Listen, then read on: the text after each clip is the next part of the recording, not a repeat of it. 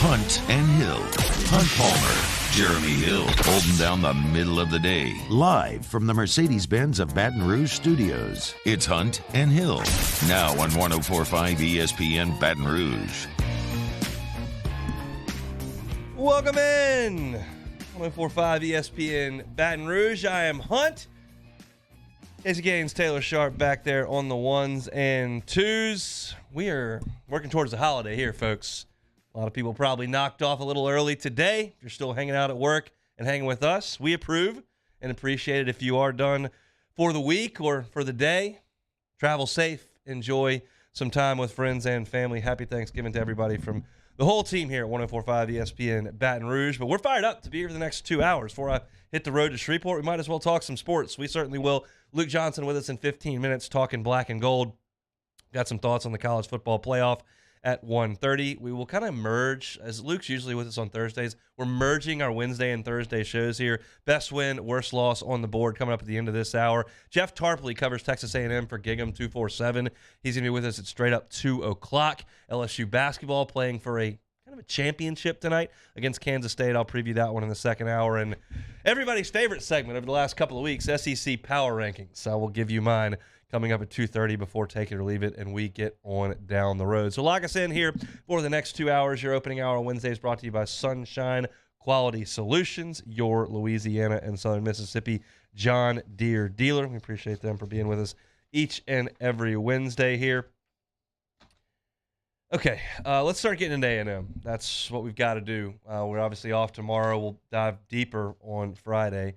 But I want to start with my significant A&M prep here. By now, at this point in the season, which is the end for A&M, you're all fairly aware of what everyone's identity is. Texas A&M has played 3 quarterbacks this year. None of them have played particularly well. It has been an abysmal offensive output from start to finish for the Aggies in College Station. That is why they have been awful from a wins and losses perspective. That's why they have been made fun of by the national media. That is why there is a ton of drama surrounding that program, whether it be what's coming next with assistant coaches being fired and replaced, with transfer portal potentials, Jimbo Fisher discussions, buyouts, all that kind of stuff. 90% of it is rooted in their offense. It started with Haynes King. If you listen to this show at all, you know what I've thought of Haynes King. By all accounts, he is a really good kid. And I can tell you from watching him play, he's extremely tough because he was getting lit up like a Christmas tree for a month straight while he was already hurt, and he continued to go out there and give it everything he had. He's just not very good. They went with Max Johnson. Max was okay. The offensive line wasn't great. His weapons around him were injured in and out, and then he got hurt, and we haven't seen him in over a month. So it was a short-lived stint. Then they turned things over to Connor Wigman, the 5-star freshman. And that actually went really well for a week. His first start against Ole Miss in College Station, he was 28 out of 44. That's 64%. He threw for 338 yards and 4 touchdowns without a pick against Ole Miss. That's a pretty good debut. If a 5-star freshman from West Monroe or Edna Carr came to LSU, and in his first start in conference, threw for 338 yards, 4 touchdowns, and no picks, I think there'd be some people around here pretty excited about that. Fair to say? But against Auburn, he completed 39% of his throws for 121 yards. And against UMass in a driving rainstorm last week, he was 11 of 19 for 191 yards. So since that boom in the first start, it hasn't been great. In short, they don't really do anything well on offense. Their scoring offense is dead last in the SEC. They're the worst third down offense in the entire SEC. They have the fewest 30-yard pass plays of anyone in the Southeastern Conference. Can they run the ball? No. They're 11th in the league, 130th per game. Do they score a lot in the red zone? Well, they're 6th in the league in that. LSU's been elite at it all year. Do they score touchdowns in the red zone? No, they're 12th in the league in that regard. LSU's been the best in the league outside of Georgia this year. It's just not worked. And two things can be true. One, they can have an antiquated offense with significant offensive line problems that has not produced all year long, and they can be also hampered by the fact that the guys they thought they were going to lean on significantly have not been out there a lot. Aniyah Smith went down for the season midway through the year.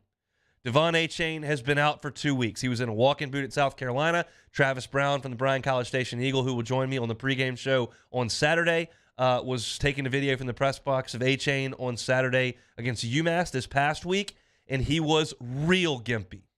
So he hadn't been out there. That's your two best playmakers.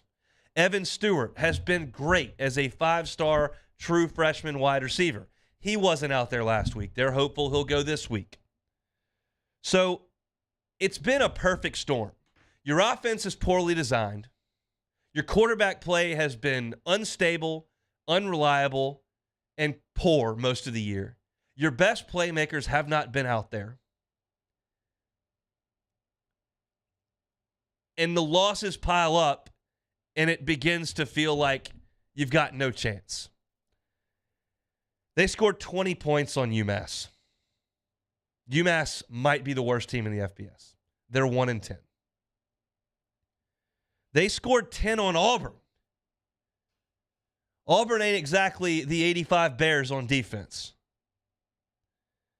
Florida's had issues on defense. They couldn't stop Vanderbilt most of the week last week.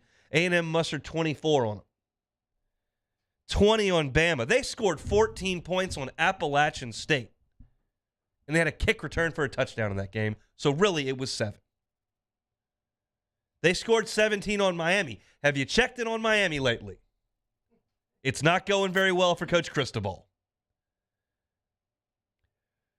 So, it's difficult to conjure up a realistic path for A&M to crank up 31, 28 points in this game. I could do it. Wigman's got a nice arm. He did throw for a lot of yards on Ole Miss. If Stewart comes back, Aniyah Smith's healthy, they hit a couple of big plays. Maybe their special teams, because LSU can't cover, creates a couple of short fields. You can get there, if you try, but it's really difficult. Matt House has been as good a defensive coordinator as has been in college football this year. Wigman's not a great athlete running around. He's a good athlete. He could be a college baseball player. They recruited him as potentially a shortstop for Jim Schlossnagle's team. And when healthy, Evan Stewart and Devon Achane are really good players, and Moose Muhammad is excellent as well. He plays when he doesn't wear sleeves. Sometimes he wears sleeves and gets benched. We think that probably won't happen on Saturday. Can't rule it out, but we don't think that's going to happen on Saturday. Hopefully he doesn't smoke weed in the locker room either, because that generally gets you suspended too in College Station. But it's tough to crank up an idea where A&M scores 28 points in this game. So does LSU have the punch to take it to an A&M defense and get there? Well, A&M's scoring defense hasn't been awful this year. They're 4th in the conference, 20 points per game. They actually rank 1st in the SEC in pass defense. How's the run defense, Hunt? Well, I'll tell you. It's last. I dove inside the numbers on this run defense for A&M. And I'm going, App State ran it 52 times for 181. Miami ran for 175. Arkansas ran the football 54 times for 244 yards. Bama ran it 51 times for 288. Ole Miss ran the football for 390 yards on this team. Florida, 291 on the ground. Auburn, 270 on the ground. And I thought to myself, okay, they're giving up all these rushing yards. I know they're losing all the time, so I guess teams are basically like getting up a lot. I mean, I've watched a lot of A&M, but I'm just trying to think in my head and rationalize. I guess teams are getting up on these guys and just kind of running the clock out, running it a lot. Well, wait a second. At halftime against Arkansas, it was a 1-point game. Halftime against Mississippi State, it was a 2-score game. But at halftime of Bama game, 3-point game. Halftime of South Carolina, 3-point game. Halftime of Ole Miss, A&M was winning by 4 points. Halftime of Florida, A&M was winning by 4 points. Halftime at the Auburn game, it was 7-0. They're just getting their butts kicked in the second half on the ground. They're low on depth. They got a bunch of freshmen out there, and you can get demoralized when teams are running the football right at you in the second half. Now, that hadn't been LSU's strength. It's just handing the football off and getting downhill. That's not the way they've been built this year. Jaden Daniels has run a lot, and that's kind of been a big supplement to the run game. So then I thought, okay, well, what about running quarterbacks? And I thought in my head, well, they played KJ Jefferson. They played Anthony Richardson. What'd that look like? Well, KJ Jefferson ran for 105 yards and a touchdown. And Anthony Richardson only ran it 7 times, but for 78 yards and 2 touchdowns. So that's been an issue too. That's where LSU needs to break A&M on Saturday. Break them running the football. They are the worst team in the league at stopping the run. They have allowed the most 10-plus yard runs in the Southeastern Conference, 80 of them. That's dead last. Some of these freshmen might be really good college players. I don't know where they're going to play, which puts a smile on my face. Maybe it is in College Station. Maybe it's not. But on Saturday, it will be in College Station, and LSU's got to take the football at them. If you look at SEC football games, not against Mississippi State, who doesn't really count in the running department. Not that Mississippi State didn't run the football against them. They ran it 24 times for 144 yards.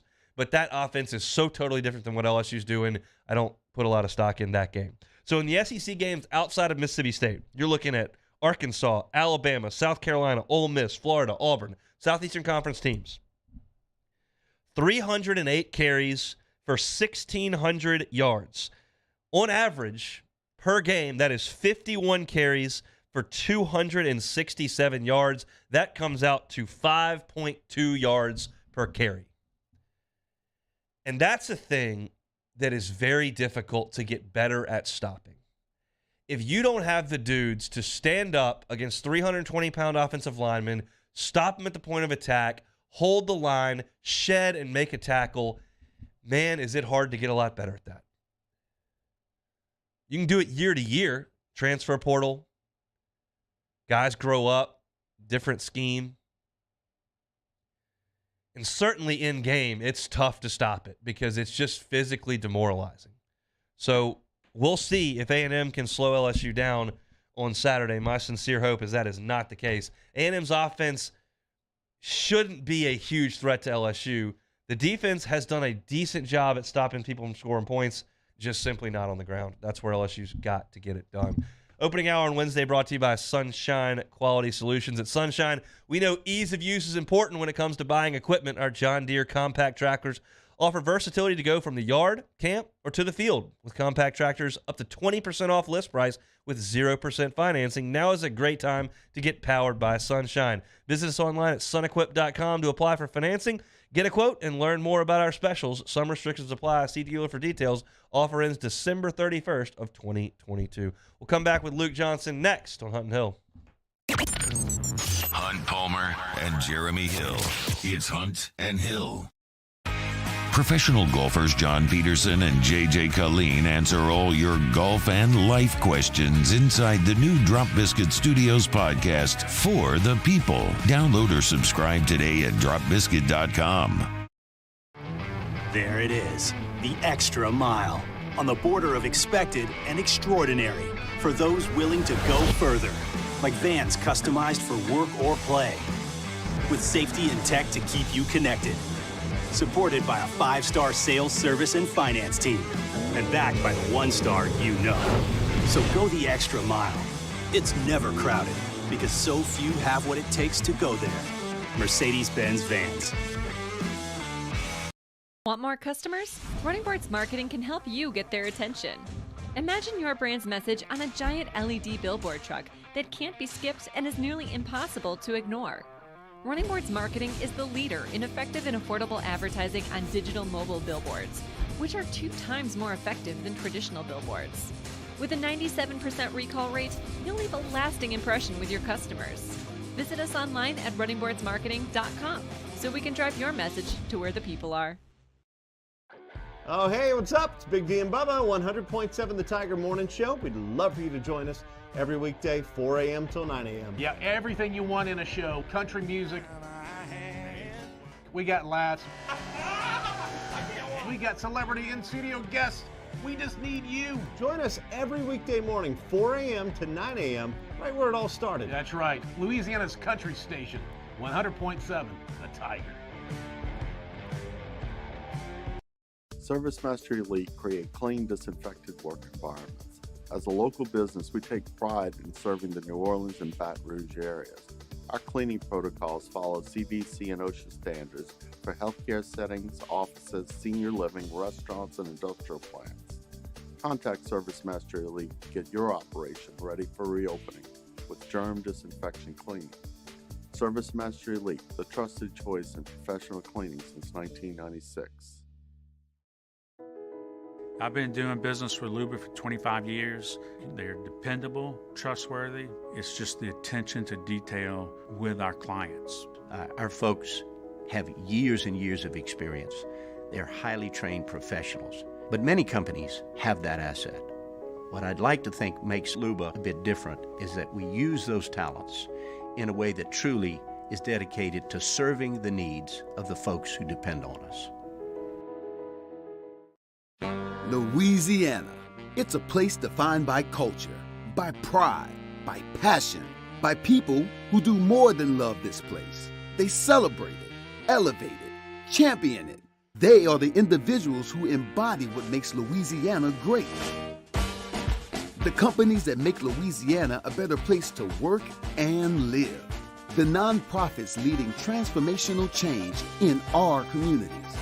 Champions of Louisiana are all around us, and LWCC is proud to celebrate them because we've always been Louisiana loyal, supporting the workers, the innovators, the change agents of this great place we call home. Who are the champions around you? Together, we can share their stories. Together, we can help our home state thrive. Together, we are Louisiana loyal. Always.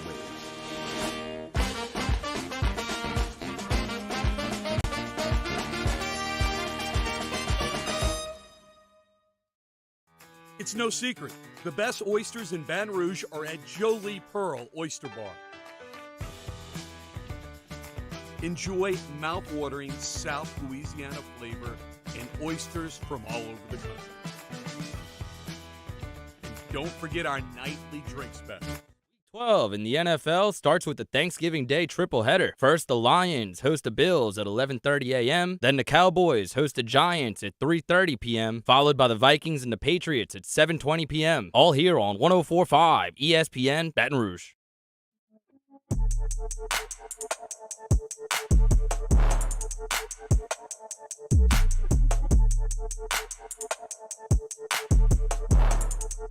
Hunt and Hill, 104.5 ESPN Baton Rouge. Opening hour on a Wednesday brought to you by Sunshine Quality Solutions, your hometown John Deere dealer in Louisiana. For your equipment needs, we head out to the Jim's Firearms Hotline. Luke Johnson joins us today early. Luke, thanks for some flexibility. How are you doing, bud? I'm doing great, man. Thanks for not having me on the show on Thanksgiving Day. Yeah, I won't be here you're either. You're the real MVP here. You're the real MVP. Yes, somebody from National ESPN is going to have to fill up some airtime because we ain't here tomorrow. Saints got a win over the weekend. What did you like about it? Well, I really liked their offensive game plan. It's good to see him finally just be like, hey, we have a really, really good football player in Taysom Hill. Let's use him. And I think it went beyond that. Like I thought what they did with Andy Dalton was really, really smart. He got rid of the ball in a hurry all game. His time to throw from snap to throw was average 2.16 seconds. Nobody's going to hit him when he's doing that. And, I think we saw that when he's in rhythm, he's a pretty good passer. 84% completion percentage is, off the charts. He's good. And when they can supplement that with a run game, I think they're really good, man. We'll see if they're able to do that this week against San Francisco. I think San Francisco's got probably the toughest defense they're going to see this season. But for a week. It was really nice to see.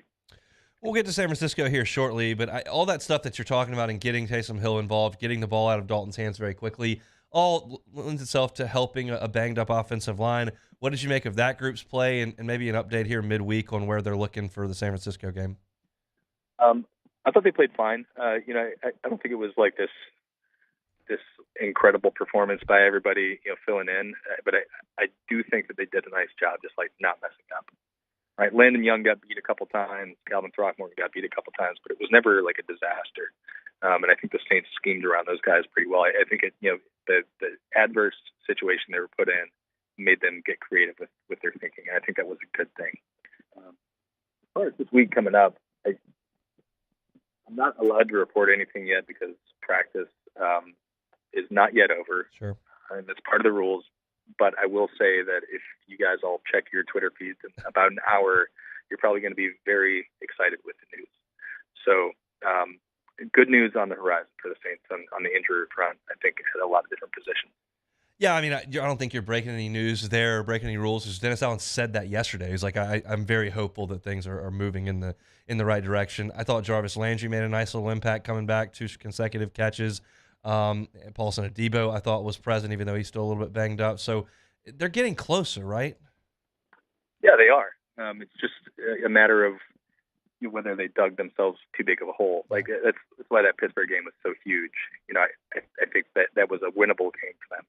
I think Pittsburgh's played pretty well in back-to-back weeks. But if you're going to be a good team, a team that wins the division, all that stuff, like you got to win those kinds of games. So that's why. I mean, there's a huge difference between being 4-7 right now and 5-6, and it makes every single game that happens from here on out incredibly important. Because you could maybe win a division with 8 losses. Winning a division with 9 is really like you have to have a ton of help there, so that the margin is incredibly thin for them. Chatting with Luke Johnson of The Advocate. Find him on Twitter at @ByLukeJohnson for all your Saints info. Give me your thoughts on Caden Ellis. That's not a guy we talked about much in camp, not a guy we've talked about a lot, but he was obviously very present in the game on Sunday, and this is a roster that is in dire need of solid, cheap players over the next couple of years. Yeah, I mean, I'll gladly eat my words on him. I thought the defense was going to take a huge step back with him in there because every time we've seen him on the field, he does some things very well, but he's been a liability in other areas. Coverage, and that's an area where I think Pete Werner was really a strong point for this defense, tailing with running backs or tight ends in the passing game, and they have not skipped a beat with Pete Werner or with Caden Ellis in there. I think he's done a really, really good job being an all-around linebacker, and then the stuff that he does really well, namely get after the passer. I think he's been even better at that since he's been on the field. So it's been a huge, pleasant surprise for the Saints. You're absolutely right. I mean, they've got to have guys, playing out rookie contracts and playing on the cheap for these next couple of years. And I'm not exactly sure when his rookie contract is coming up. If he's got another year on it, that's a bonus for the Saints. San Francisco is interesting because they've obviously won 3 in a row. They're playing good football at this point, but you look at their totality of their work, and Atlanta got after them in Atlanta. Mahomes went nuts on them for 44 points. They lost to the Broncos, who just look awful back in the opener. The Bears got to them. It's a great roster, and Jimmy Garoppolo is playing better than what they were getting early in the season. But what do you make of San Francisco at this point in the calendar? I think they're a team that's sitting the stride, and that's really, really scary. I think they're a couple of weeks ago, I told somebody that I thought they were my favorite to come out of the NFC for the Super Bowl. Just because I trust in Kyle Shanahan, and then they had Christian McCaffrey in the mix. They're going to get some guys back healthy. And I just thought it was only a matter of time before they started to click, and that's kind of what's happened. It's like the first time I've gotten a prediction right. I just think that they are top to bottom just a very good football team. They're very sound. They don't need a superstar quarterback to go out there and fling the ball around the yard 45 times a game to win. And I think that's going to present a huge problem for the Saints this week, especially because the thing that makes the Saints go offensively, when they're in a rhythm, they're running the ball. I'm just not sure they're going to be able to do it against San Francisco this week. They've got a really great front. They've got great linebackers. They're sound tacklers. There's a reason they're leading the NFL in run defense. And I think the only 2 games this year where they've given up more than 20 points in a game, which that's like bare minimum for what you need to win a game usually, were the 2 games that Atlanta, I think, gashed them for about 170 yards on the ground. And Kansas City complimented Patrick Mahomes' really big day by running for 112. And every other game, they've kept people like 60, 70 yards rushing, and they've limited what they can do, and then got after the passer. So there's just a lot of different ways San Francisco can beat you. They're a really tough team. I think they're playing really, really well right now. I've never purported on this show to be some NFL expert, but I just from looking at the league the way that I do, I think that John Lynch and Kyle Shanahan are as good a combo as there is cooking right now. Those guys put together a good roster and generally have a good plan. When you can be as good as they've been over the last few years with Jimmy Garoppolo playing quarterback, I think it speaks for itself how good that roster must be. Speaking of quarterbacks, Luke, what did you make of Jameis's comments this week about where I lost my job due to injury? That's not supposed to be the policy. I think it was some refreshing honesty from him, and look, he's obviously frustrated with it. And I think for good reason. I think there was a reason he was trying to play through that stuff in the beginning, because I think he sensed that there was a chance something like this could happen, right? If he just got out of the lineup and somebody else came in and played well, there's a chance he could lose a job.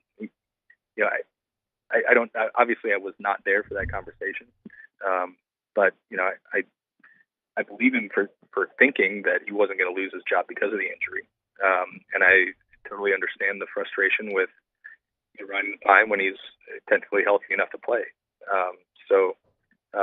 That's it's been I don't want to say it's been mismanaged. I don't fault Dennis Allen for making the decision that he did, but optically, it's not great when the guy you committed to being your starter in the off season, when he finally gets healthy enough to play, you don't go back to him.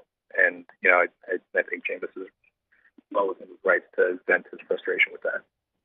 You're not a guy who's shy around the table. What's the number one on the power ranking of Thanksgiving food? Okay, so I don't want to be basic and just say turkey, because obviously turkey. I asked Dennis Allen this week, and he said turkey and stuffing. I'm like, okay, believable, So I'm going to go with, I think you got to look at the side dishes. And to me, like, an elite Thanksgiving plate has perfect mac and cheese with it, right? I like, and it can't be just like boxed macaroni and cheese. Like, it has to be something that came out of the oven, a little bit of crisp on top. It's got real cheese in it. Doesn't have like Velveeta or some nonsense. If you got good mac and cheese, like everything else, it complements everything else perfectly. We will have 2 kinds of mac and cheese in our house because there's 2 sides of the family that can't agree, so they just make both, and they both end up on my plate. So I'm right there with you. Well done, sir. Enjoy some Thanksgiving food. Safe travels out west. We'll do it next week. Sounds good, man. Talk to you soon. Luke Johnson from The Advocate, covering the black and gold. My Aunt Patty makes her mac and cheese. It's called Patty Mac. She does it, and then somebody else makes a baked mac and cheese, and they both work for me. I'll hammer them home. We're going to talk a little bit about sides much later in the show. We got a lot to get to here on a Wednesday edition of Hunt and Hill. If you're on the road traveling, be safe and be aware that there may be some law enforcement officers looking to raise a few bucks. So keep that cruise control on out there. I'll be sure to do that on my way up to Shreveport here a little bit later. Opening hour brought to you by Sunshine Quality Solutions. Visit Sunshine, your hometown John Deere dealer in Louisiana, for your equipment needs. We'll take a time out, come back, and talk a little bit about the college football playoff rankings. I've dismissed them and dismissed them and dismissed them. Is it time to start taking it a little more seriously? I'll let you know next on 104.5 ESPN Baton Rouge. Hold down the middle of the day. This is Hunt and Hill. Reliable Roofing and Construction. You can visit them at reliableroofingbr.com. And telling you for 2 weeks now, no job too big or too small for Lionel Hayes and his team. If you're not sure what the state of your roof is and you just want somebody to check that out, whether you're about to sell your home or trying to get new homeowners coverage placed on your home because your carrier has left the market, let Reliable Roofing and Construction come out and do an inspection. Maybe all you need is a small repair. Just a few shingles here and there. They'll take care of that for you. they'll get on their way. They're not going to see a small problem and say, oh, got to have a new roof. It's not the way things go with Reliable Roofing and Construction. They're here for the job, no matter how small or no matter how big. If you do need a new roof on your home, Reliable Roofing and Construction can help you out with that. And when that roof is placed on your home, you're going to get a 5-year labor warranty. 5-year labor warranty with Reliable Roofing and Construction. Check out Lionel Hayes and his crew and their site online. It's reliableroofingbr.com. Got tons of pictures of before and after. They're very proud of their work, as they should be, over at Reliable Roofing and Construction. You're thinking roofing, think reliable. Reliableroofingbr.com.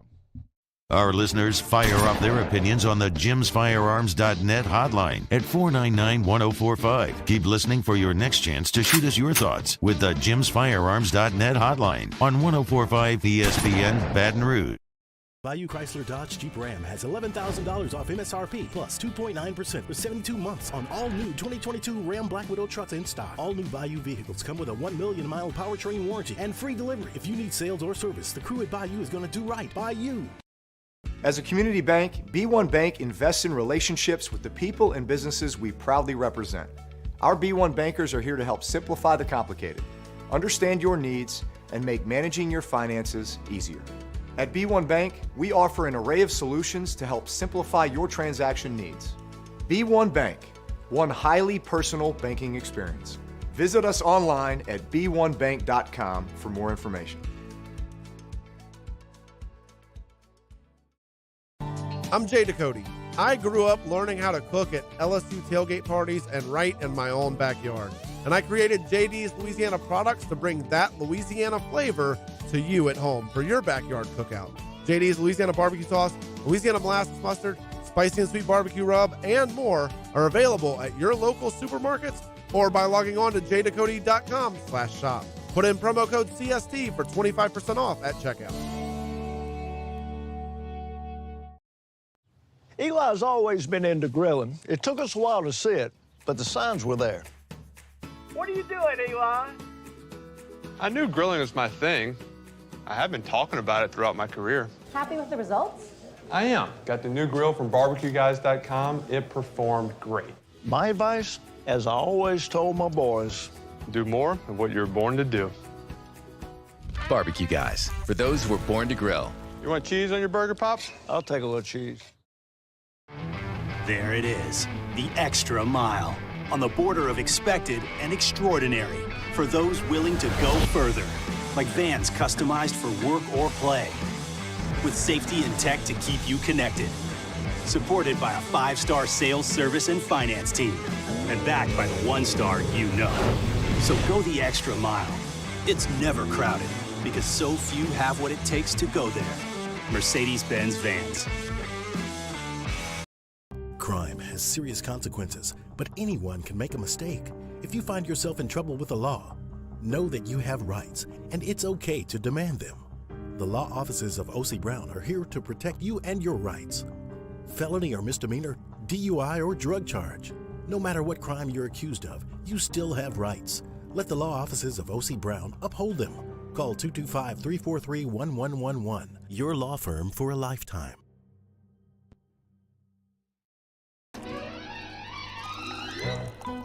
Le posso offrire un caffè? Andiamo insieme da me, non c'è. Matt Moscona inviting you to join us for Wednesday's Hump Day AFR presented by Pluckers. Final show before Thanksgiving. Russ Mitchell stops by, take a closer look at the 49ers. Join us for Wednesday's AFR, 3 to 6, 104.5 ESPN Baton Rouge.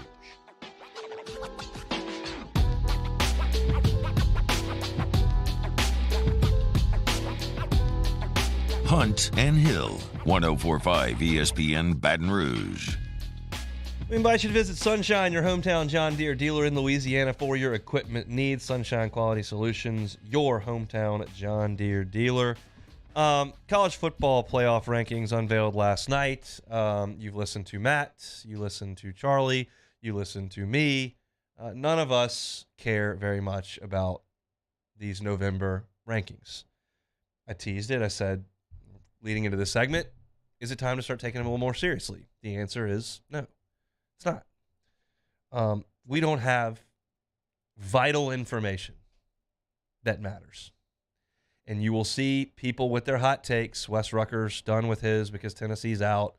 I saw Barrett Sallee, who's a friend who I think does a really good job covering college football nationally and the SEC specifically, but he said LSU is not going to get in over USC with the conference championship. He doesn't know that. You can put it out on Twitter. You can think that, and that's fine. Discussion is fine, but it's worthless.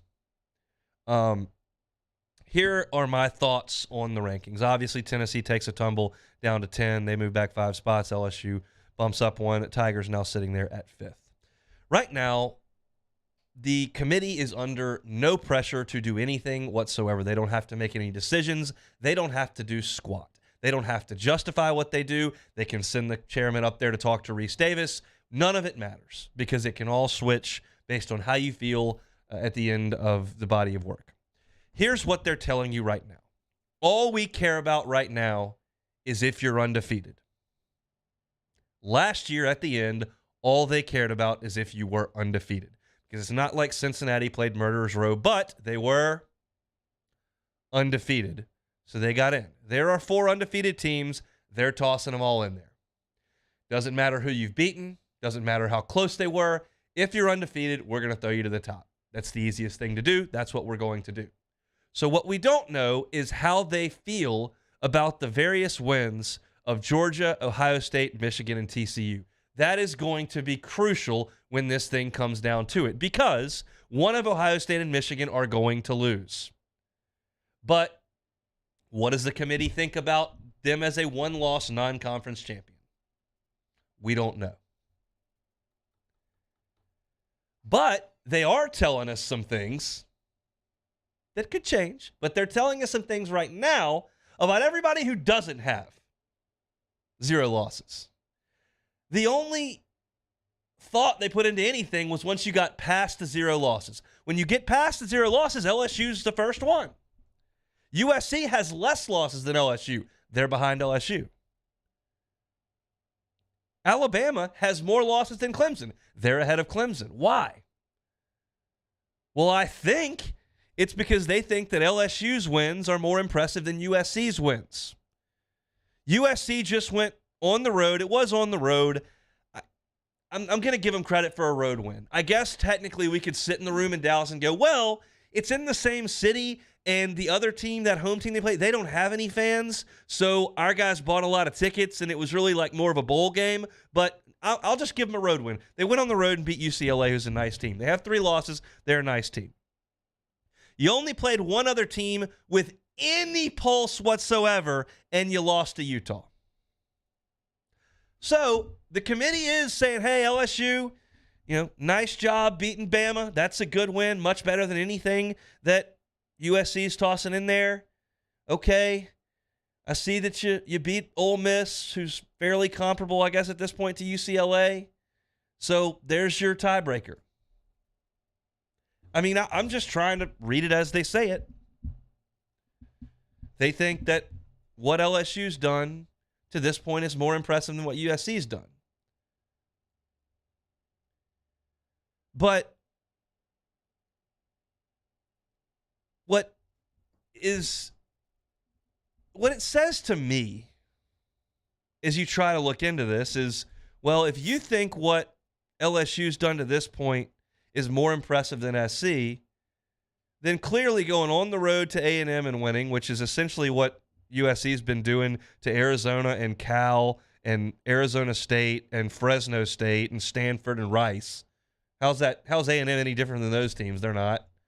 And then going to Atlanta and beating Georgia? You want to convince me anything that SC does at home against Notre Dame and then in the Pac-12 championship is better than what LSU's done? Because it's going to have to be significantly better to jump LSU. I can't buy it. I mean, I promise you a week from Monday, I will come in here if LSU is left out for USC after beating Georgia. I will say you shouldn't have lost to Florida State. That's what I'll say. I won't cry and scream and bitch and moan. You'll see a lot of that on YouTube, I guarantee you. You'll see a lot of it on Twitter. You won't get it from here.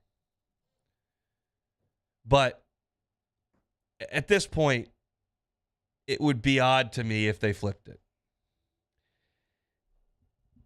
And if they do, it will once again, or if Michigan loses a close one in the shoe and LSU beats Georgia and Michigan stays ahead of LSU, which I don't know if it's going to happen or not. That's the point. We don't have the information. But what I'm teeing you up for here is college football has always been about how many did you lose as opposed to who'd you beat. That's always been the case. It's always been about that. Which is why I've been a proponent. Hey, don't put Florida State on the schedule. Go play ULM. It's not fun. You're not going to lose. Not going to cost you. Because college football doesn't reward you if you schedule difficult and lose the game close. They never have.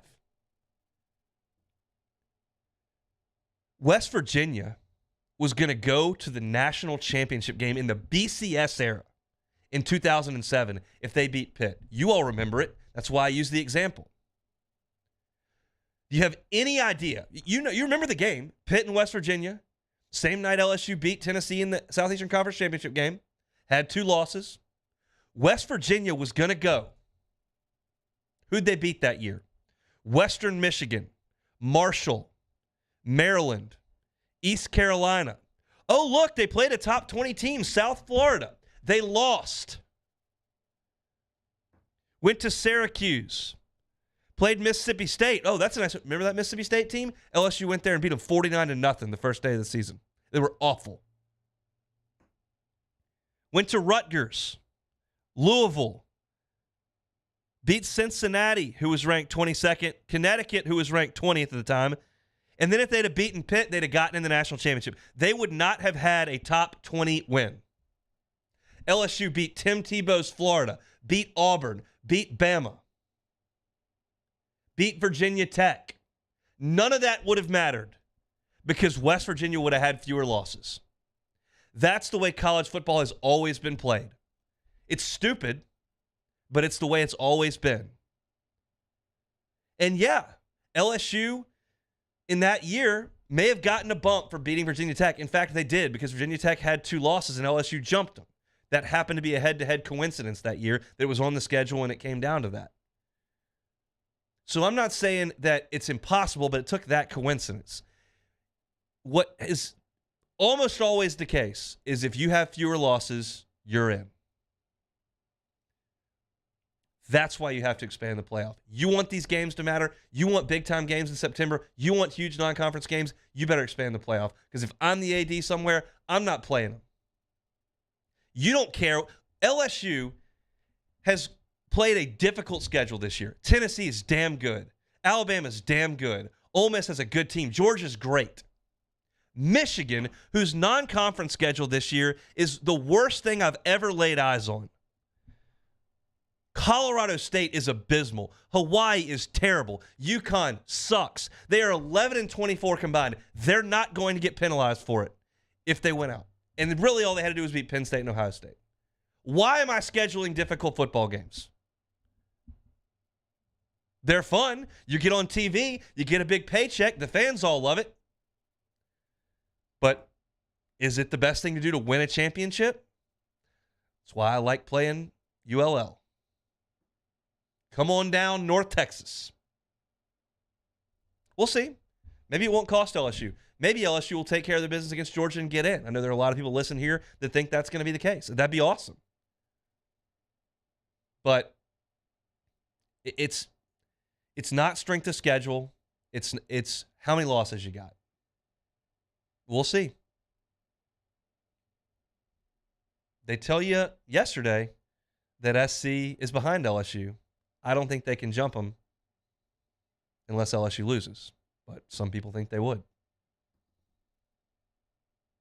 Just something to think about. Again, the rankings from last night don't matter. We don't have the information. Who won the Ohio State-Michigan game? Who won the LSU-Georgia game? Who won the LSU-A&M game? How'd TCU do? Don't know. So getting up in arms about it is not worthwhile in terms of this year. But I'm just telling you, based on history, college football sometimes supports you not playing the greatest opponents ever, because you can hurt yourself more than you can help yourself. All right, we'll come back, close it out. As I said, we're combining we're combining Wednesday and Thursday shows here. So best win, worst loss on the board for college football and the NFL next on 104.5 ESPN Baton Rouge. 104.5 ESPN Baton Rouge with Hunt and Hill. Bayou Ford. Check out that inventory, BayouFord.com. Great website. It's so functional. You can log right into BayouFord.com. You can type in new or used. You can type in a year. You can type in a model. Whether you're looking at the Explorer, Expedition, you want the F-150, F-250, maybe Ranger. Get the Edge, Raptor, your sports car, maybe the Mustang. You can search for them. Maybe Bayou Ford has exactly what you want, the car you've been thinking about. You're not happy with what you're driving in, been thinking about a new car. Maybe they have it on the lot. Maybe they don't, but that doesn't mean you can't get it. 60 to 90 days, they're going to have that thing turned around and brought right to you. In every purchase at Bayou Ford, million-mile powertrain warranty for the life of that vehicle. You'll have it. Maybe you hadn't thought about getting a new car, but as I bring this up, you go, well, I'm not really thrilled with what I'm driving around right now. They got a great buyback program at Bayou Ford. They'll buy your vehicle from you, which gives you a great head start on the new vehicle that you want to purchase. Call Ben Gagne and the crew, or go to the website, BayouFord.com, and get started on your new vehicle right now. Bayou Ford. BayouFord.com is the inventory, is the website. Bayou Ford, they're going to do right by you. In times of need, get a full list of phone numbers, websites, and other important emergency information on the Demco Stormwatch page at 1045ESPN.com.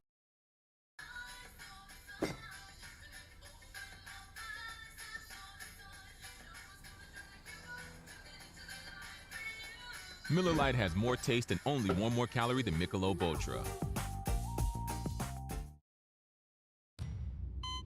They said I was small, weak, said my heart wasn't strong enough. But I showed them what heart looked like, again and again and again.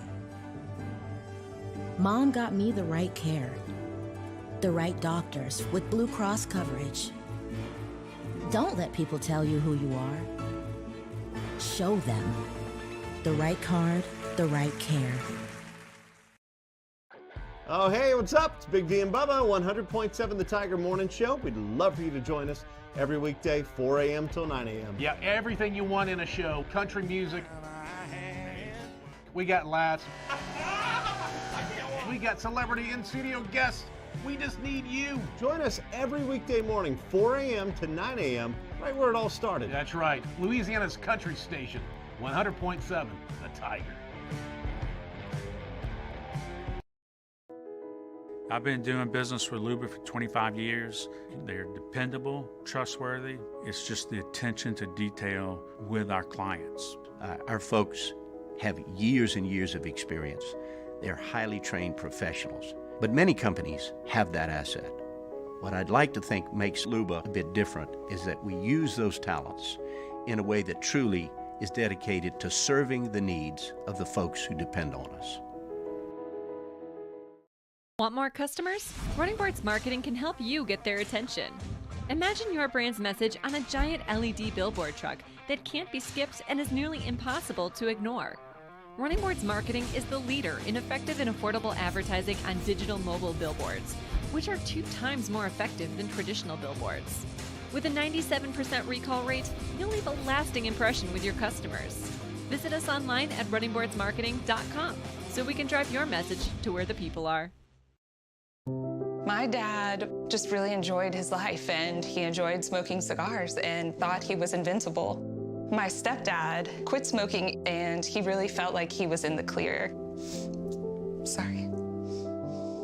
I wish they would have been screened annually. It's not just you affect, it's your entire family. For more information on Ochsner's free smoking cessation program and to see if you qualify for early lung screenings, visit ochsner.org/quit. There's nothing better than tailgating, but it can be a lot of work. So why do it yourself when you don't have to? Let Revelry Sports and Entertainment set up your luxury tailgate on campus. Order what you want and just show up to party. Book your tailgate. Join me, Jimmy Ott, for Game Time, live from Snow's Seafood and Steak, Airline Highway at Highway 74 in Gonzales. 6 to 8 p.m. Wednesday. Got a bunch of guests giving out picks. Game Time on 104.5 ESPN Baton Rouge.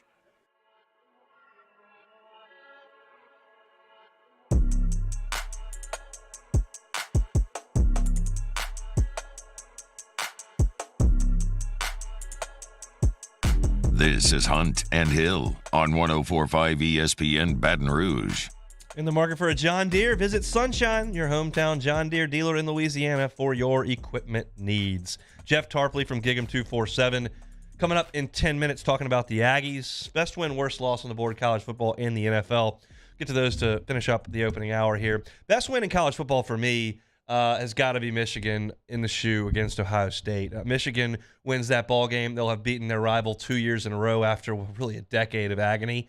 And they will be in the driver's seat to be a high seed, avoid Georgia very likely in the college football playoff. I think that is your best shot to try to win a national championship, is to avoid Georgia as long as you can, especially if you're Michigan and you play the way that you do. We saw the way that they lined up against Georgia last year. And that's a better Georgia defense, I think, last year, but it did not go so well for the Wolverines. So if they can go to the shoe and win, that puts them a week away from being the number 2 seed, maybe even the number 1 seed if LSU can do some damage in 2 weeks. So best win in college football is Michigan at Ohio State.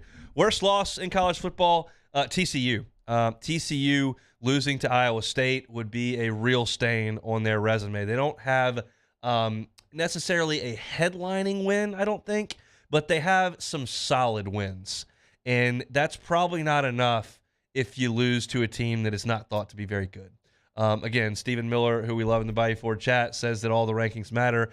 I would just pose, like, what do you know right now, based on the rankings that you see, about TCU being a 1-loss Big 12 champion as opposed to LSU a 2-loss SEC champion? I don't know. I don't know what the committee would do. So, again, we don't have all the information. So, but I know that TCU would be in trouble, in my opinion, if they lose to Iowa State. So I think that's the worst loss in college football potentially on the board. Best win in the NFL.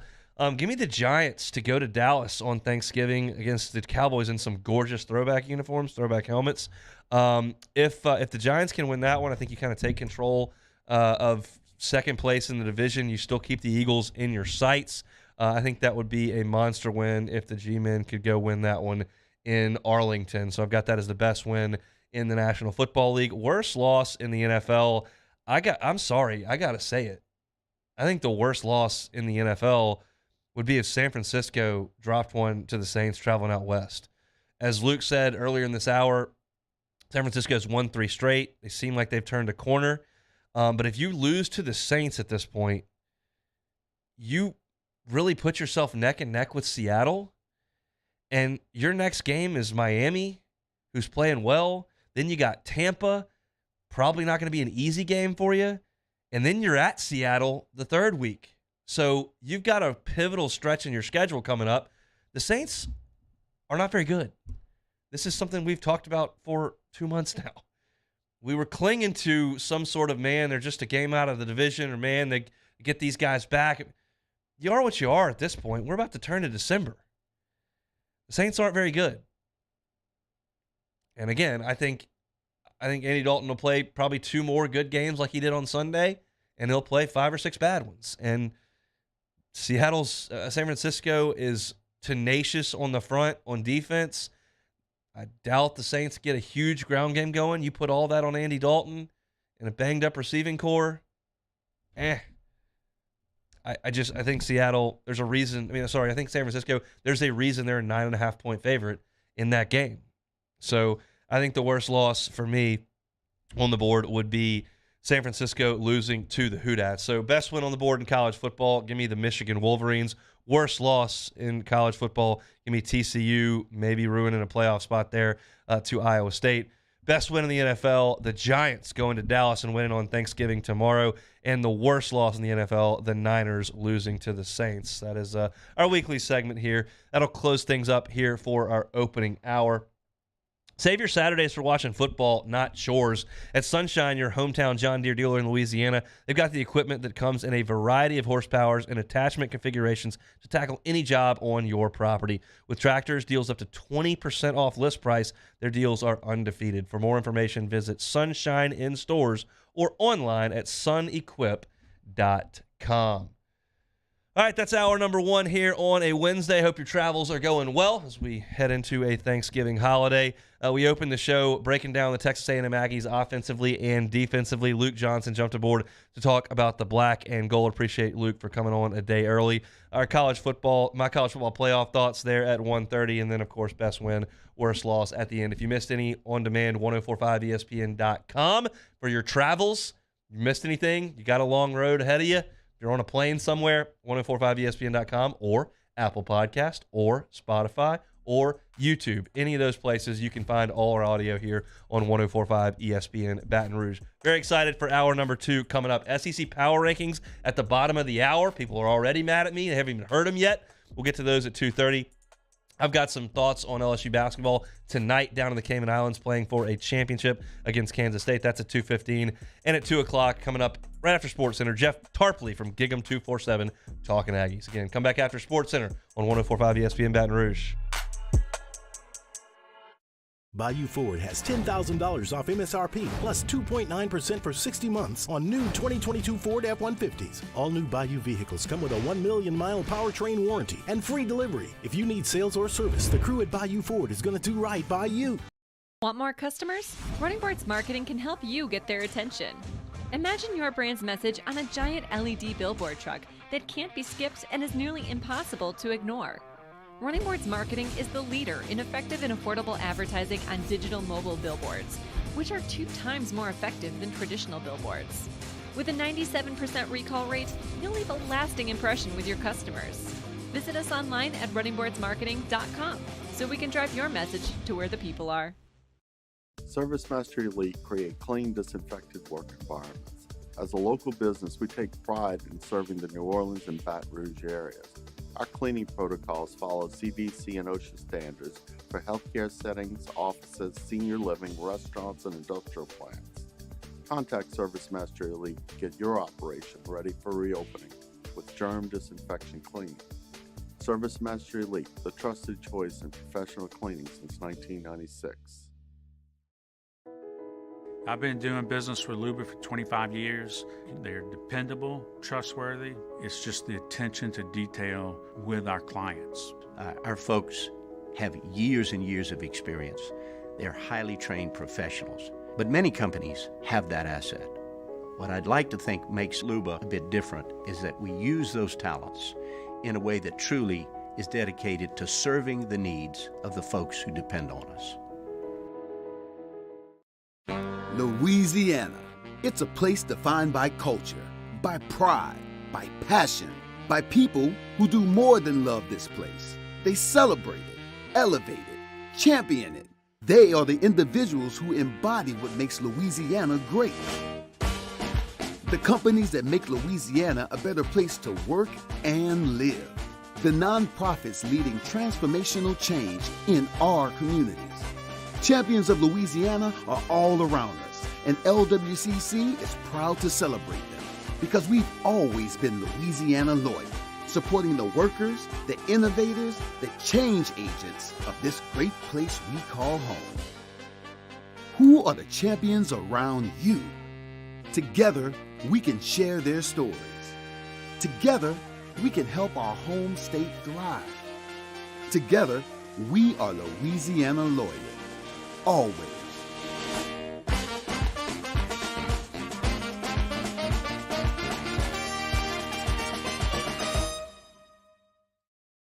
It's no secret.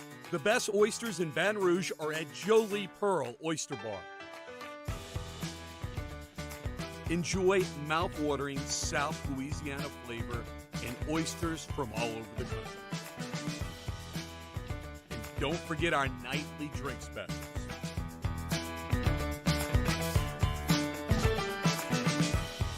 Jolie Pearl Oyster Bar, located in downtown Baton Rouge. I'm Jay Ducote. I grew up learning how to cook at LSU tailgate parties and right in my own backyard. And I created JD's Louisiana products to bring that Louisiana flavor to you at home for your backyard cookout. JD's Louisiana barbecue sauce, Louisiana molasses mustard, spicy and sweet barbecue rub, and more are available at your local supermarkets or by logging on to jducote.com/shop. Put in promo code CST for 25% off at checkout. All right, let's say ah.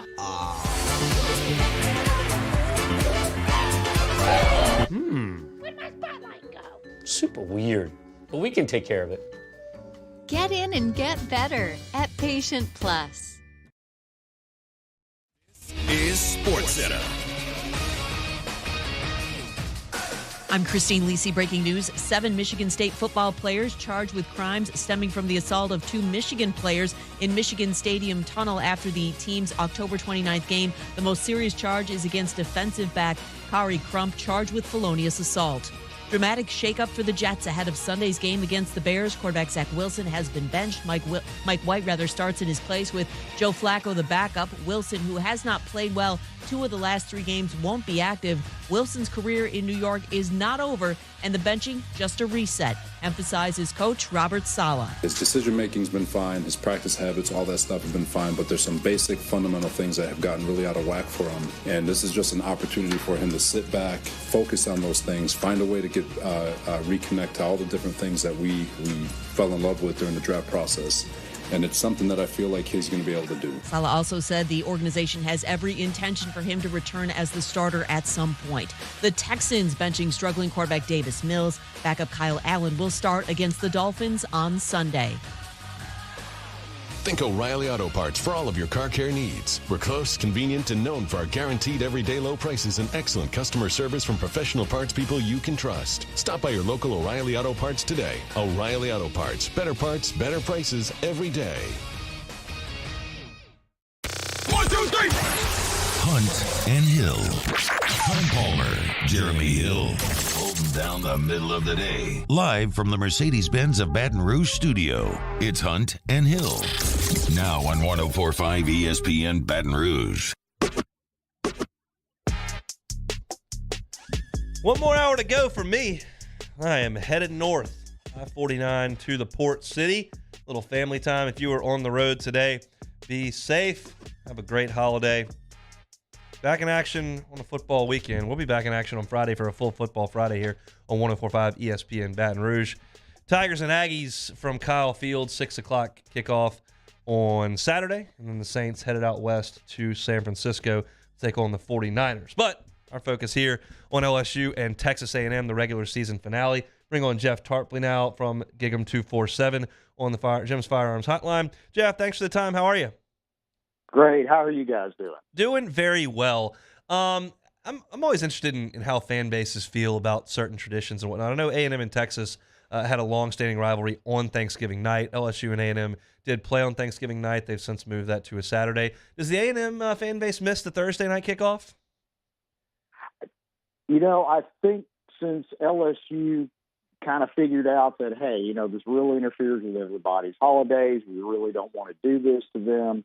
I think A&M's kind of taken the same road. And quite honestly, back when it was on Thanksgiving night, things were a little different back then. You didn't have the NFL game on Thursday night like you do now. I think another important consideration is that when A&M and Texas met on Thursday night, you live next to the person that you were playing potentially.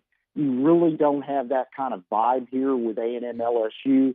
And so I think A&M fans, as much as maybe they need a rivalry game, LSU isn't it, let's say, in comparison to Texas, which is they're still in the middle of a Cold War, even if it doesn't turn hot for another couple of years. And that's interesting, Jeff, because I'm curious as to the A&M fans' thoughts on, as far as scheduling is going to go. Nobody really knows. Do the Aggies fan base want to play Texas every year, or are they kind of like, we thought we left you in the past, go away? I always predicted that no matter how badly A&M wanted to put Texas in the rearview mirror, that as soon as somebody said, hey, you two have got to play each other, it would be the ticket of the year. I mean, no matter how you feel about Texas, what happened in the past with Big 12, A&M leaving, all the bad blood that caused, I think no matter what, it's still considered to be one of the great rivalries in college football. And people didn't want to admit it, but they missed it a lot more than what they probably expected. They didn't want to admit it. And I think it'll be really good for A&M to get back on the field, to get back to playing Texas, to see the impact not just statewide, nationwide, and recruiting the prospects available to both schools head to head. Look, I'm as mild-mannered, as non-confrontational, as easygoing a person as you're going to meet, but I do love true animosity in sports. Like, I can't wait to watch the Egg Bowl tomorrow. I just can't. I love that kind of stuff, and A&M and Texas being in the same league once again. I'll be tuned in. That's for sure. I'll also be tuned in on Saturday for LSU and A&M, a 6 o'clock kick. Clearly, this season has not gone the way anybody in maroon and white thought, but here we are towards the end of it. How would you describe the vibe around College Station? Not necessarily for this season. I know what that is. How about for this game? Is it still this is a chance to kind of ruin LSU's season, or thank God this thing's over in 4 hours? Well, it varies. I think a lot of people are sitting there going, "Hey, the sooner we just get through everything, the quicker we can get to rebuilding things." And especially in terms of getting people healthy, I think a lot of Aggies feel like that if they hadn't had the injuries that they've had this season, 2022 definitely would have been a different type of year for the A&M. It may not have been the top 10 team that everybody was projecting before the season, but it certainly wouldn't be the sub 500 finish that they're going to have one way or the other. I think most of all, people are hoping that A&M plays well to give them some kind of hope that they can carry over into the coming weeks, because A&M is going to probably. Everybody's projecting to see many, many changes over the next few weeks as you move toward National Signing Day. People coming into the program, people coming out of the program via the portal, coaching changes. Most of all, people are looking to see what Jimbo Fisher does. Does he keep himself as a play caller? Does he bring somebody in who's really high profile? Supposedly A&M has given him the money to do so. It's going to be really, really fascinating to see how it all shakes out with a coach that really runs just about every aspect of the program. He's de facto recruiting coordinator, de facto offensive coordinator, quarterbacks coach, special teams coach. He has his fingers on it all. So it'll be interesting to see if he takes any of that and moves it to somebody else and becomes more of a CEO type coach. In your opinion, will he do that? It's interesting that people keep asking me that, and I'm like, look, on the one hand, people I've talked to say, yes, that is going to happen. On the other hand, we still haven't seen any real hard evidence of it. A&M's still running the same offense that it's been running. I think the Ole Miss game, you saw a few more RPOs. I think you saw a few more of them last Saturday versus UMass, but for the most part, it's been the same type of West Coast style of offense that Jimbo Fisher has run over the years. So, again, we'll just have to wait and see, because everybody's going to be on pins and needles as soon as the final gun sounds at Kyle Field as to what the offseason is going to look like and what Fisher is going to do. Connor Wigman's first start against Ole Miss, 28 of 44, 338 yards and 4 touchdowns. Didn't go so well at Auburn. Didn't go so great in the rain last week against UMass. What was the difference? What was good about the A&M offense in that one that hasn't translated the last couple of games? Against Ole Miss, the weather was better. A&M also had its trio of wideouts, Evan Stewart and Moose Muhammad, and running back Devin Chain, who have been consistently generating about, for all the complaints about the offense, the trio's been consistently generating about 300 yards a game. Those guys, you had players impacted by the flu against Florida, including a Chain. Then the week later, of course, you had Sleevegate, so to speak, with Moose Muhammad not playing. Stewart only caught 3 for 9. A Chain set out, was in a walking boot before the game, and against Massachusetts, Stewart was still not available, and a Chain was not available. I think if you get those guys back, then Wigman is going to be more productive. But here's the thing that really impresses me about the guy. He hasn't had an interception yet. I mean, he's had the opportunity to make all kinds of decisions. all kinds of weather with and without his key playmakers, and yet he doesn't make major mistakes. And if nothing else, you really like to take that going forward with a young quarterback into what he's going to be able to do in the future. Jeff Tarpley's our guest from Gig'em 247. You mentioned the guys that have been out, Stewart and the chain. I chat with Travis Brown over from Bryan College Station Eagle every once in a while, and he'll join me on Saturday before the game for the pregame show. His video of Devon Achane from pregame at UMass did not look very encouraging to me. Of course, it is a week later. Your best guess on the effectiveness of Achane and Stewart if they play in this game? Stewart took a blow to the head, and although Jimbo Fisher in his Monday press conference refused to divulge what kind of injury Stewart's was, we can pretty much surmise he's been in concussion protocol. So if he gets out of concussion protocol, he should be in pretty good shape from a physical standpoint. Achane, we'll see. Fisher was optimistic on Monday, but then Fisher has been optimistic many Mondays this season, and it hasn't worked out quite like he's wanted it to. I think that this is a team, regardless of the win-loss record, has played with pride this season. Guys who, like Antonio Johnson, for example, people thought he might mail it in after he missed a couple of 3 games middle of the year due to injury. He came back. He's played the last couple of weeks. You would expect that Achane would have a similar level of pride and want to come back and try to go out on a high note. And also for him personally, he's only 113 yards short of 1,000 yards for the season. You say, well, only 113 yards. He routinely gets 100 yards in the first half of games. It's the second half where defenses make adjustments. He tends to slow down a little bit physically. So there's a good chance for him to get that magical 1,000-yard season if he can just get on the field. And I think that's probably going to be a motivating factor for him. Jeff, this A&M run defense has not been very good, to be putting it mildly. What's been the problem? Well, it goes back to what we've seen as a team. I did an article during the bye week halfway through the season where I counted up, and again, I could have been wrong about this because there's been so much to count through, but 19 players had missed at least one game with a total of 40 player games at that point in time. ESPN had a graphic during the Auburn game, I believe, in which A&M had played a total, I think, of 40, or started a total of 45 different players this season, which is just unbelievable. They had another graphic last week against UMass in which players had missed 86 player games. Even last season, they had over 100 player games missed. So basically, the injuries, like right now, for example, A&M's without 2 guys who were in fall camp projected to be their starting ends. And so they're playing a freshman and a guy who was inside at defensive tackle early in the season at defensive end. They just got McKinley Jackson back at nose, who's really making a difference in there.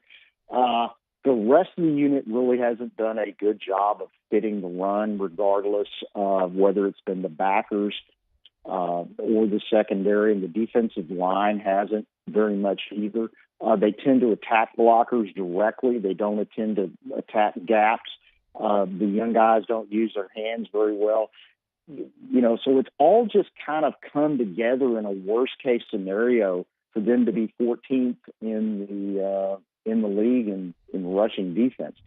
And, love to sit there and say, hey, look, they're going to get it all together and solve it this upcoming weekend. It's very, very doubtful that's going to happen.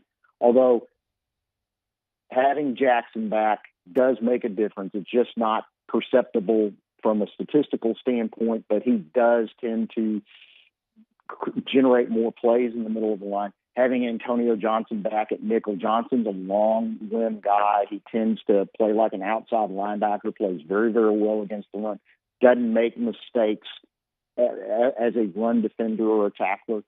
So those things could help. But realistically, A&M has to hope that they hold up the same formula they've had all season. Try not to give up the big play. try to play defense in the red zone. Try to get off the field on third down via the pass defense with the secondary, which is the most experienced part of the defense. Hope all that holds up. Keep the scoreboard manageable so they can win the football game. Jeff, we really appreciate some time. Have a great Thanksgiving. Enjoy the game on Saturday. You guys do the same. That is Jeff Tarkley. Gig 'em 247 on the Gems Firearms Hotline. We will take a timeout, off and running here in our final hour of this Wednesday show. When we come back, Tigers on the hardwood tonight against Kansas State. They got a familiar face on the floor at Kansas State and playing for a championship. And if you're trying to learn anything about this LSU basketball team before New Year's, tonight's probably the game to watch. It's next on Hunt and Hill. Hunt Palmer and Jeremy Hill. It's Hunt and Hill. Football fans, make this Thanksgiving to remember with FanDuel, America's #1 sportsbook. Because when you bet an NFL same-game parlay from now until November the 28th, all customers get $100 in free bets, win or lose. Just bet an NFL same-game parlay plus of at least $20. The bigger you bet, the more you get back in free bets. NFL same-game parlays are the perfect way to combine your bets for a chance at a larger payday. So build your own or choose from one of the popular same-game parlays pre-built for you in FanDuel's top-rated sportsbook app. However you want to play, get up to $100 in free bets, win or lose, when you bet a same-game parlay in the NFL of 4 legs or more. New to FanDuel? Sign up with that promo code 1045ESPN. Make every moment more with FanDuel, an official sports betting partner of the NFL. Must be 21 and present in Louisiana. Bonus issues, non-withdrawable free bets. Expire 7 days after receipt. Max free bet $100. Restrictions apply. See terms at sportsbook.fanduel.com. If you're somebody who has a gambling problem and wants help, call 1-877-770-STOP.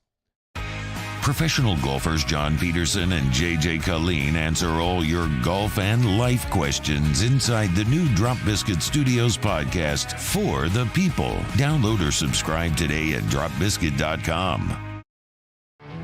There it is, the extra mile, on the border of expected and extraordinary for those willing to go further, like vans customized for work or play, with safety and tech to keep you connected.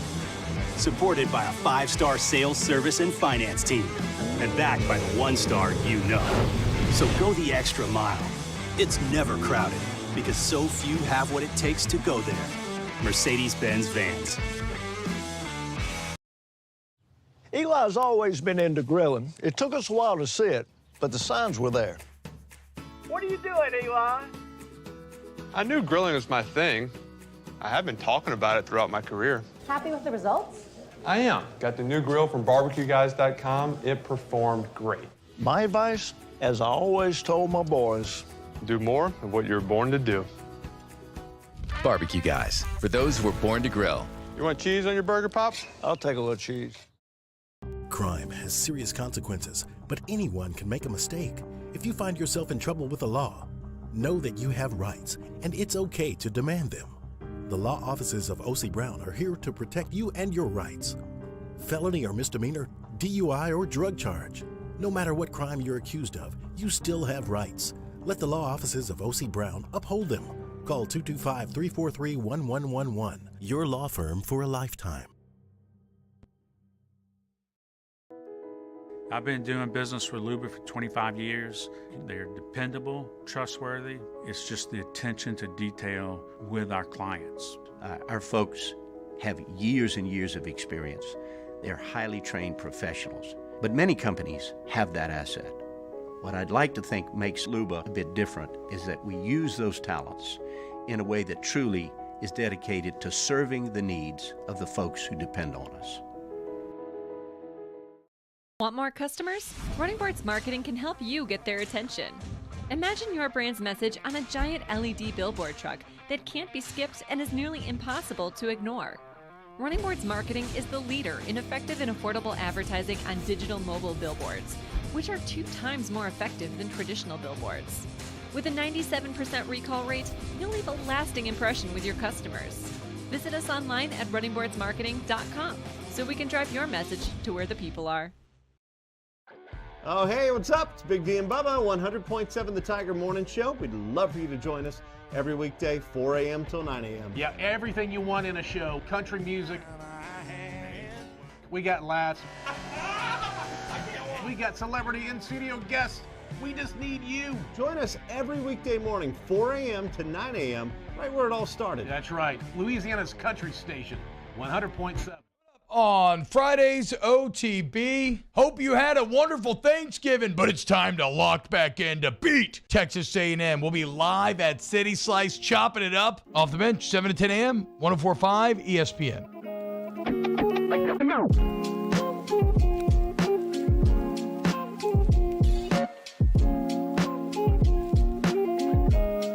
Hunt and Hill, 104.5 ESPN Baton Rouge. I can sense the anticipation of all of you. I can sense it that you're so excited for my SEC Power Rankings coming up in 10 minutes. They're coming up. We'll see if I get banned from my own YouTube chat here, but here they come in 10 minutes. But first, I want to talk about a championship. Tigers playing for a championship. Tonight at the Cayman Islands will be a 6:30 tip-off local time. Chris Blair and John Brady will have the call for you from down there in Paradise. LSU and Kansas State. Vegas has it as a half a point spread. Kansas State favored by half a point. I don't know how they come up with that because you can't tie. So might as well just make it a pick 'em, but whatever. Kansas State is a half a point favorite. Look, LSU's got a ridiculously light non-conference schedule. We know that. The two teams they have played down in the Caymans have not been great. Akron is okay. But this is a step up in class for sure. Kansas State has a nice team. They've got a pretty good program there. And they're going to be led by a pretty familiar face to those that follow SEC basketball a little more closely than others. I know y'all are locked in on football right now, and for me to bring up something that happened on a basketball court 2 years ago is going to be a little difficult for you. But it may jog a little bit of your memory. And if you listen to Hoops with Hunt over the last couple of years, where I kind of dive into more deeply into the teams that LSU plays in conference, you may remember the name. But Keontae Johnson was a preseason all-conference player for Florida a couple of years ago. And just a very scary situation. In a December game back in 2020 against Florida State, he collapsed on the floor. And they ran a bunch of tests and kind of monitored him. And he, of course, did not play the rest of the season and did not play last year, but was cleared to play college basketball again this year, entered the transfer portal. Mike White moved on to Georgia, and Keontae decided to go to Kansas State. So he's their leading scorer tonight, and he's a guy who torched Will Wade teams while wearing the orange and blue. He also had a pretty decent day at the office yesterday against Nevada in that game. He went 8 of 13 from the floor, made a couple of threes, added 10 of 11 from the free throw line, scored 28 points on Nevada yesterday in an overtime game. So he will be the leading scorer likely for Kansas State this year. 6'6" wing that can really play. Curious to see what Matt McMahon does him. Keontae Johnson is easily the best player that LSU has seen to this point in the schedule. And he'll be joined in the backcourt by a really good college point guard. Marquise Noel is a senior point guard for Kansas State. He's a little guy. He's 5'8", 160. He's from Harlem, went to St. Patrick, which is a basketball factory up there, coached by Coach Hurley. And he's a really good player. He's shooting 36% from three, and he has been an assist monster. Listen to these statistics he has rolled up. Against Nevada, he dished out 11 assists yesterday. He also added 20 points in the game. 29 points in the game. 29 and 11 yesterday. Against Rhode Island, he dished out 12 assists. Against Kansas City, interesting that they played Missouri, Kansas City as well. He had 6 assists. That's his low mark of the year because he had 7 assists against Cal and University of Texas, Rio Grande Valley. So Marquise Noel is dishing out an astronomical amount of assists and added in 29 points last night. Keontae Johnson can really play as well. They're going to have a front court that goes 6'10 and 6'9. This is a real basketball team. This is a real test for LSU. Thankfully for the Tigers, they've gotten KJ Williams going the last couple of days. He has made some shots around the bucket, which was sorely missing the first 2 weeks of the season. They just had it didn't appear to me to have really any plan to throw him the ball down on the block. Certainly not against the zone against UMKC, and really not in the game against New Orleans either. But they've gotten him going down there in the Caymans around the rim, which opens up a ton of things. When you've got a 6'10 senior on the block who is very capable of making high percentage shots around the rim, it changes the way you have to play defense. Now, KJ Williams has not seen to this point a 6'10 junior post player like Naquan Tomlin, which he'll see tonight. That's a Power 5, 6'10" player that KJ is going to have to play with. So I'm not suggesting they're going to toss it down to KJ Williams and he'll go for 33 more like he did on Monday. But that opens up some stuff on offense, and Adam Miller has done a pretty good job of hitting shots. For LSU to win the game against Kansas State tonight, they're going to have someone outside of KJ Williams and Adam Miller step up on offense. It would be nice if Juice Hill, your point guard, was that guy. Now, he's a streaky shooter, hasn't been great, but if he can go out there and play against Marquise Noel and hold his own, create shots for his teammates, knock down a couple of threes, get into double figures with 5, 6, 7, 8 assists, that'll be a huge piece for LSU. I don't know that you can count on Reed for a lot of points. You can't really count on Imwani for a lot of points. He may hit a 3 here or there. They've played Trey Hannibal and Cam Hayes a little more than Imwani the last couple of games, so that's something to monitor on what they want to do at the 3 spot. This is something we've talked about for a month now. Preseason, after the first game, after the second game, after the third game, still going in the Caymans. We don't know what the rotation is on this team. They're still trying to figure it out. But it doesn't appear to me at this point that you've got a very deep amount of offensive threats. Juice Hill's going to run the show. Adam Miller is wired to score on the wing, and KJ Williams can help you very much on the block. The rest of the guys are kind of role guys. You're going to need them to step up and score a little bit against Kansas State. LSU's been awesome on defense the last 2 games in the Caymans. It would make me feel great tonight, if LSU could hold Kansas State to 64 points or something. I mean, K-State's not a juggernaut by any stretch of the imagination. They're a solid basketball team. They only scored 63 points on Cal. They only scored 69 on Kansas City. They went to overtime with Nevada and scored 16 points in overtime, but they scored 80 in regulation. But if you could slow things down and hold them to a really low output from the three-point line and from the field, it would just justify some of the things we've seen. Because right now, if you try to take any of the statistics we've seen other than really playing time and maybe free throw percentage, everything else you've seen on the floor is like, yeah, but against 2. Yeah, but against 2. You forced 15 steals in the first half against UNO. Okay, cool. You held, Kansas City to 2 for 19 from 3. Who cares? But if you can do it against Kansas State isn't, they're not going to make the Final Four this year. But it's a solid Power 5 team. They're going to be similar to some of the teams you'll see in the SEC, whether it's A&M or Missouri, South Carolina. Real size, some real players that can hurt you. But how does LSU stack up? So I'm glad LSU took care of business in their first 2.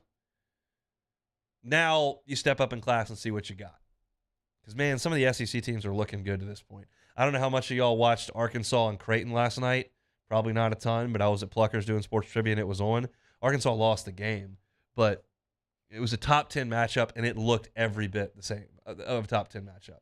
It looked more like a top 10 matchup in terms of level of play to me than the Kentucky-Gonzaga game did. It was really high level. Guys were making shots. Guys were blocking shots. Guys were winning off the bounce. It was a good basketball game last night, and there's a lot of teams in the SEC that are good. Kentucky's good. Arkansas's good. Auburn looks pretty good. Tennessee's, they got tripped up against Colorado, but I think they got some talent. We'll learn some about LSU tonight, and I'm very much looking forward to that. I think it's $30, but you got the whole family up there tonight, so maybe we can pass the hat, come up with $30 together, and we can purchase Flow Hoops for 2 hours. It's not a great investment, I would say. I wouldn't say 30 minutes. I wouldn't say $30 for 2 hours of Flow Hoops was a great investment, but I think we can make it happen at the Palmer House tonight. So I'll look forward to watching LSU and K-State again. Tip-off at 6:30. The only way you can watch is on Flow Hoops. But if you want to listen to it, you can catch it on the radio. Chris Blair is down there with John Brady, and they'll be on Eagle 98.1 tonight at 6 o'clock, and then tip-off at 6:30.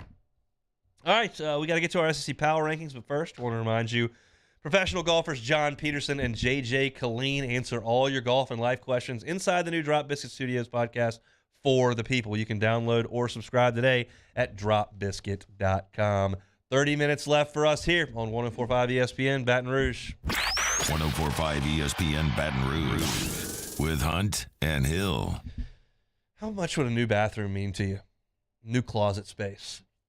To totally change the way you feel about your home. It's not a great time to move right now. We know that.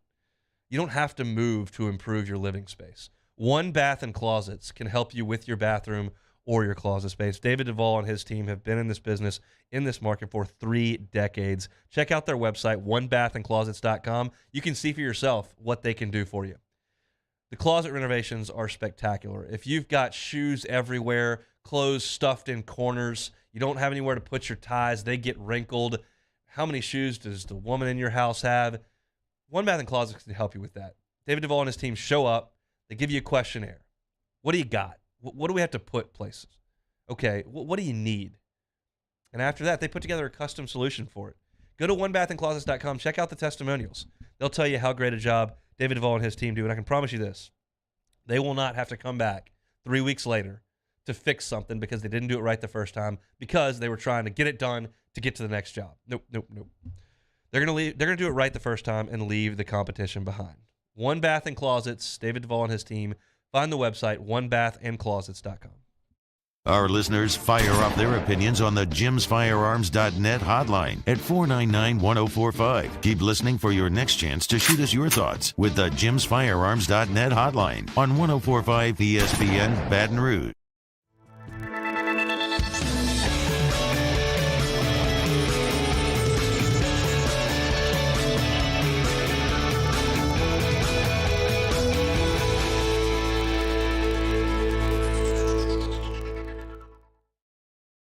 As a community bank, B1 Bank invests in relationships with the people and businesses we proudly represent. Our B1 bankers are here to help simplify the complicated, understand your needs, and make managing your finances easier. At B1 Bank, we offer an array of solutions to help simplify your transaction needs. B1 Bank, one highly personal banking experience. Visit us online at b1bank.com for more information.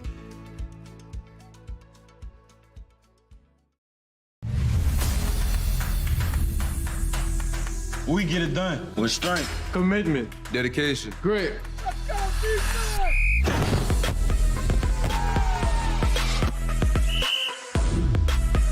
We get it done with passion for our fans and love for our community. We are the Tigers. Get it done. Let the values of the purple and gold be in your starting lineup this season. And as always, get it done. There it is, the extra mile, on the border of expected and extraordinary for those willing to go further, like vans customized for work or play, with safety and tech to keep you connected, supported by a 5-star sales, service, and finance team, and backed by the 1-star you know. So go the extra mile. It's never crowded, because so few have what it takes to go there. Mercedes-Benz Vans. ServiceMaster Elite create clean, disinfected work environments. As a local business, we take pride in serving the New Orleans and Baton Rouge areas. Our cleaning protocols follow CDC and OSHA standards for healthcare settings, offices, senior living, restaurants, and industrial plants. Contact ServiceMaster Elite to get your operation ready for reopening with germ disinfection cleaning. ServiceMaster Elite, the trusted choice in professional cleaning since 1996. I've been doing business with Luba for 25 years. They're dependable, trustworthy. It's just the attention to detail with our clients. Our folks have years and years of experience. They're highly trained professionals, but many companies have that asset. What I'd like to think makes Luba a bit different is that we use those talents in a way that truly is dedicated to serving the needs of the folks who depend on us. Bayou Ford has the new inventory to get you in a new Ford truck or SUV today, or customize your next vehicle just the way you want it. All new Bayou Ford vehicles come with a 1 million mile power. Quarterfinals in the Prep Football Playoffs, and we get started Friday night at 6 with Louisiana Prep Preview. Presented by the Baton Rouge Orthopedic Clinic. Catholic High and Etta Carr kick off at 7, immediately followed by the Lake Urgent Care Total Occupational Medicine Louisiana Prep Scoreboard Show on YouTube, Your View, and 104.5 ESPN Baton Rouge.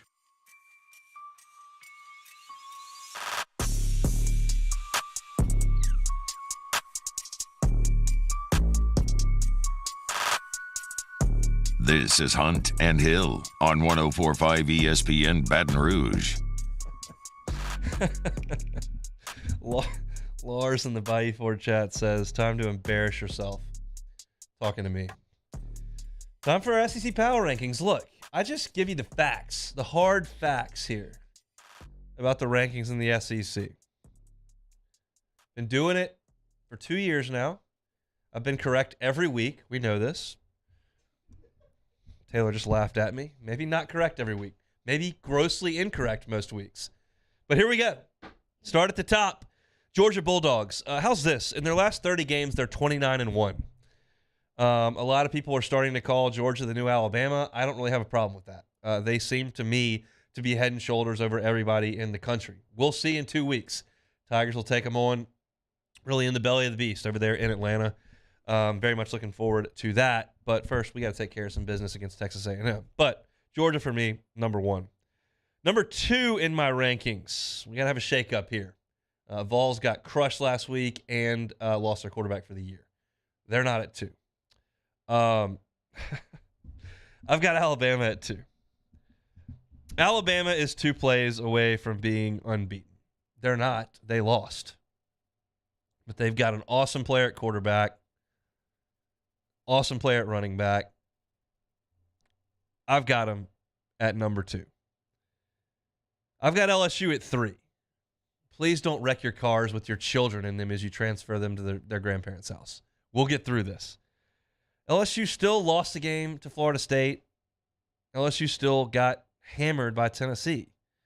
Those games matter for something. Hopefully they don't matter so much to the committee that LSU gets left out of the playoff if they win the league. But if LSU and Alabama played a game in Tucson and I had to bet my life on it, I would bet Alabama. I don't hope I would lose my life. I guess at that point I would have to pull for Alabama because I wouldn't want to get shot. But I take LSU at 3. That's the highest they've been in my power rankings all year. You should give me credit for that. That's something to be supported and applauded. LSU at 3. I've got Ole Miss at 4. They have lost 3 of their last 4 games. I got it. But they beat most of the bad teams on their schedule. Arkansas got KJ Jefferson back, so they're not awful. And everybody else back here's got some significant baggage. Ole Miss has some significant baggage. They may be dumping some baggage after the Egg Bowl. Lane Kiffin bolts for Auburn. But Dart's played okay. Judkins is awesome. And I'll take Ole Miss at 4. I've got Tennessee at 5. Look, Joe Milton doesn't do much for me. Heupel does. I think he does a really good job. Hyatt's awesome. Tillman's awesome. Smalls played very well. That offense is still pretty good, but I got to bump them down to 5 here. You give up 9 touchdowns to South Carolina. It's tough for me to shake that 3 days later. So I got Tennessee at 5. I moved Arkansas to 6 here. KJ Jefferson is so important to them. Their defense hasn't been as bad against Liberty, LSU, and Ole Miss. Yeah, they lost to Liberty, which is really bad, but they couldn't move the ball. They hadn't scored in the 4th quarter. KJ healthier helps that. Their defense played well against LSU, so that certainly helps. And then they played really well against Ole Miss. So I take Arkansas at 6. I've got Mississippi State at 7. I was listening to T-Bob's show this morning. Brian Haydad brought up a good point. Now, he's a Mississippi State guy. But he said, look, Ole Miss and Mississippi State have basically had the exact same season if Mississippi State wins on Thursday, other than the fact that Ole Miss plays Vanderbilt and Mississippi State had to play Georgia. You swap those 2 games, the seasons were the same. They don't feel remotely the same because Ole Miss got off to a hotter start and they got a coach who's maybe a little bit more dynamic and likable than Leach, who kind of is what he is. But but it's not that – they're not that different. At number 8, I'm a fear that I'm really a prisoner of the moment here, and I apologize for that. But, man, there's some garbage coming up later. Number 8, I got South Carolina. They went 4-4 in the league. Better than a lot of teams have done. It's amazing what a week will do, I guess. Your quarterback goes out there and does something he hadn't done all year and probably won't do again. And I'll move him up. They won 4 league games. I know that Kentucky's starting quarterback didn't play. I know A&M's in shambles and they need a kick return. I talked about it last week, but that was a nice win. That was a nice win over Tennessee last week. Missouri, I've got up at 9. They need a win over Arkansas to make a bowl game. How bad does that Auburn loss sting right now? If you're Missouri, you gave them that football game. You'd be in a bowl game if you didn't just choke on it like you had a chicken bone halfway down your gullet. But they didn't get it done. At 10, I've got Florida. Decent win over Utah. South Carolina, you were pretty impressive there. But you lose to Vanderbilt, you're not going to be in the single digits here. So I'll put them down at 10. I've got Kentucky at 11. They've lost 5 of 7. The defense has at least showed up a little bit. Missouri scored 17 on them. Vandy scored 24 on them. Georgia scored 16 on them. At least Stoops' unit has shown up a little bit. Nothing they do on offense is good at all. They failed to replace Wandale Robinson. Varian Brown's a hell of an athlete, but they hadn't gotten him involved that much. Levis throws picks all the time, turns the ball over a ton, was awful in Oxford. I didn't think he was good against Georgia. That's the game against Georgia where if you're going to be a top 5 pick in the draft, how about showing up and doing something? He did nothing. So I got Kentucky down at 11. I got the Doors at 12. The Doors are white hot. Clark Lee's squad is in fuego. But they're not talented. So they're not going to be much higher than this. Mike Wright, 3 touchdown passes against Florida. We hadn't seen that all year. He can run a little bit. And, hey, that wasn't a fluke. Don't shoot the messenger. Rumor has it they're the preseason favorite to win the East next year. Well, that may or may not be true. In baseball, potentially. No, back-to-back SEC wins. Come on, man. The Doors moving up to 12. I got Auburn at 13, which you know what that means, folks. Look, Auburn's league wins, Missouri and A&M. Missouri was a gift, and A&M, well, folks, they hit the bottom. That's rock bottom. The Aggies are the worst team in the league. There is no way you could argue to the contrary. The only way you could argue to the contrary was you would have to say, okay, you can have all your injured players back at full strength if I waive this one. Then I'd move them off 14. But the resume, the roster they're putting out there, the production week over week, everything they've done lends it to be dead last. Standings, all of it. They are the worst team in the Southeastern Conference. That is really hard to believe. And I'm still terrified about Saturday. I tried yesterday in that segment to pump myself up, get myself going, but I'm still going to be petrified until they kick it off, and hopefully LSU goes right down the field and scores, gets a 3 and out, and goes up 14-0. Then I'll feel a little bit better. But until we get to that point, I'll be trembling at the thought of the worst team in the Southeastern Conference, the one that annoys me, knocking LSU out of any thought of a college football playoff. That would be a sad story. So, from the top, Georgia number 1, Bama number 2, LSU 3, Ole Miss 4, Tennessee at 5, the Hogs at 6, Mississippi State 7, number 8, South Carolina, 9th, Missouri, 10th, the Florida Gators, Kentucky at 11, Vanderbilt 12, Auburn at 13, and Texas A&M, the Aggies, bringing up the rear at 14. Greg Lehman tells me I'm an idiot. My Alabama point is really dumb. It's an opinion. It could be, you may think it's dumb, but it's my opinion. It's what I think. Hopefully LSU proves me wrong. Go beat A&M by 40. Go beat Georgia in the Dome. We'll change the power rankings. Maybe if you go beat A&M by 50 and Alabama wins by 1 over a bad Auburn team, we can change the power rankings. There'll be one more edition coming up, but to this point, I think LSU and Alabama playing a game that came to the last play in regulation and then came to the last play in overtime doesn't necessarily prove to me that LSU is significantly better or better at all than Alabama. That's just the way I see it. I could put LSU first in this thing if you wanted me to. It wouldn't be how I felt. Just kind of giving you some content here, SEC Power Rankings, as we do each and every Wednesday. 104.5 ESPN Baton Rouge. Excited to see pro hockey coming back to the Raising Cane's River Center this winter. Tickets start at just $10 at Ticketmaster.com and the Raising Cane's River Center box office. Keep listening for your chance to win some from us. Sign up to win at 1045ESPN.com. We'll come back and finish things up here on 104.5 ESPN Baton Rouge. This is Hunt and Hill on 104.5 ESPN Baton Rouge. LWCC is Louisiana Loyal. They're elevating and celebrating champions of Louisiana, and this month it is Molly Kimball. Molly is a registered dietitian.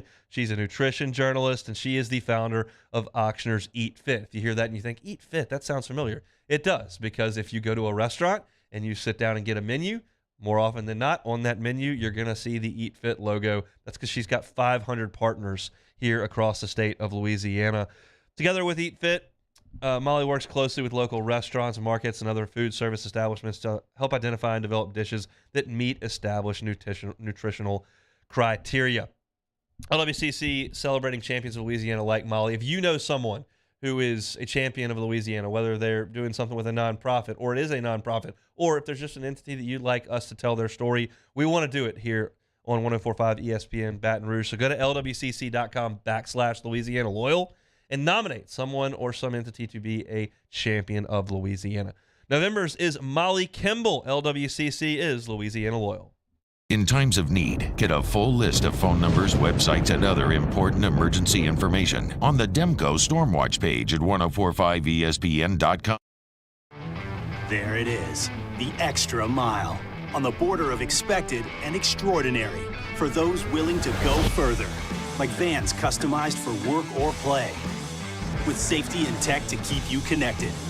Supported by a 5-star sales, service, and finance team, and backed by the 1-star you know. So go the extra mile. It's never crowded, because so few have what it takes to go there. Mercedes-Benz Vans.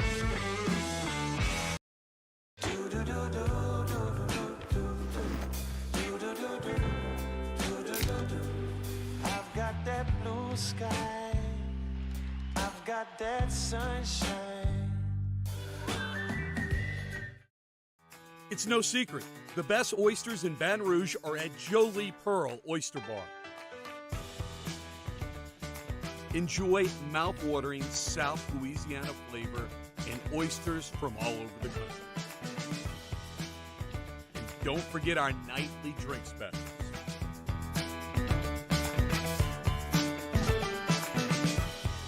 Jolie Pearl Oyster Bar, located in downtown Baton Rouge. I'm Jay Ducote. I grew up learning how to cook at LSU tailgate parties and right in my own backyard. And I created JD's Louisiana products to bring that Louisiana flavor to you at home for your backyard cookout. JD's Louisiana barbecue sauce, Louisiana molasses mustard, spicy and sweet barbecue rub, and more are available at your local supermarkets or by logging on to jducote.com/shop. Put in promo code CST for 25% off at checkout. Eli's always been into grilling. It took us a while to see it, but the signs were there. What are you doing, Eli? I knew grilling was my thing. I have been talking about it throughout my career. Happy with the results? I am. Got the new grill from barbecueguys.com. It performed great. My advice, as I always told my boys, do more of what you're born to do. Barbecue Guys, for those who were born to grill. You want cheese on your burger, Pops? I'll take a little cheese.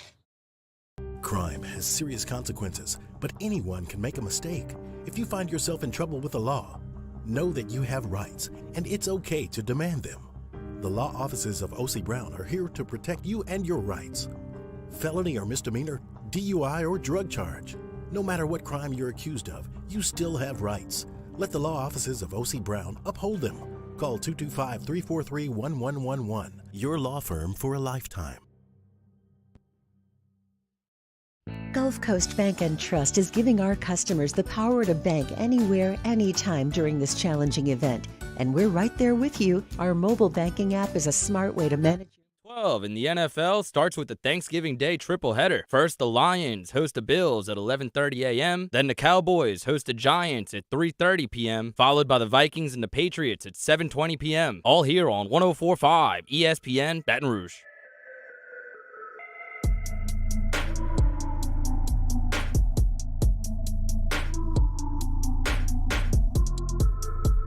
Hunt and Hill, 104.5 ESPN Baton Rouge. Good news from Saints practice. Luke Johnson, who joined us a little bit earlier, reporting that Marshawn Lattimore was on the practice field for the Hoodats. So hopefully that's good news for him potentially returning this weekend as the Saints travel to San Francisco. Reminder, we are all out tomorrow for Thanksgiving Day. Our whole local team will take the day off. Hopefully you get it off as well and have some great time with friends and family. Some relaxation, some good food, a couple of drinks, and some good football. I'm fired up to watch LSU, to watch Ole Miss and Mississippi State. Always a treat on Thanksgiving with a cocktail in hand, watching a game I don't care at all about, but I think it's funny that they hate each other so much and don't really care who wins. That's going to be a treat coming up on Thursday. But we are all back in action on Friday, so they'll crank things up on Off the Bench on Friday. They'll actually be at City Slice near campus, getting you ready for the World Cup action on Friday, so they'll be there from 7 to 10. At 10 o'clock, Jimmy Ott will take over for Game Time from Rufino's with Charlie. Handy Time coming to you from 12 to 1. I'll be back with you here from 1 to 3. Matt from 3 to 6 on AFR. Then Kate will get you ready for the high school playoffs at 6 o'clock. We'll have Catholic High. Then they'll have Louisiana Prep scoreboard after that until midnight. So we are live and local 7 a.m. to midnight on Friday for Black Friday. So if you're around running errands and whatnot, maybe going to some stores and buying things, we'll be on live and local all day on Friday. All right, time to finish things up here with Take It or Leave It. Yeah, a Thanksgiving version of Take It or Leave It. Yep. And we'll start with my least favorite, Macy's Thanksgiving Day Parade. Take it or leave it. I'm going to take it. It's on in the background. You know, you got some lip syncing people. I don't know why those people are standing out in the freezing cold, but Santa's going to come, put some smiles on people's faces. It just kind of feels right to have it on TV, so I'll take it. How many parades have you been to? I've been to a lot of parades. Okay, how long do they typically last? Well, it depends on if you're going to Endymion or if you're going to the one in Shreveport. Why does this one last 6 hours? It's long, man. I don't want to go, but I like it on in the background while people are making food. The Lions and the Cowboys on Thanksgiving, take it or leave it. I'll take it. I'll take it. You know, I don't necessarily love watching the Lions play football, but it just kind of feels like that's the tradition. And in Detroit, they play at noon on Thanksgiving, and in Dallas, they play at 3 on Thanksgiving, and that works for me. I used to have a rooting interest in the Cowboys. I don't anymore, but I'm okay with the tradition. They put the night game on, Egg Bowl, so I'm good there. Fried turkey, take it or leave it. You got to take it. It's the only way. I'll take it. If you're roasting your turkey, if you're smoking your turkey, if you're not having turkey, none of that is correct. Fried turkey is the key. We got some issues in Shreveport with the fried turkey this year because you got to do that outside, obviously, and the weather forecast is awful. So we got to find a way to get that turkey fried outdoors with a thunderstorm rolling through. But that's something for my parents to deal with at the moment. Dressing, take it or leave it. It's not my favorite. I'm going to have some because you're supposed to. There's other better stuff, so I'll leave it.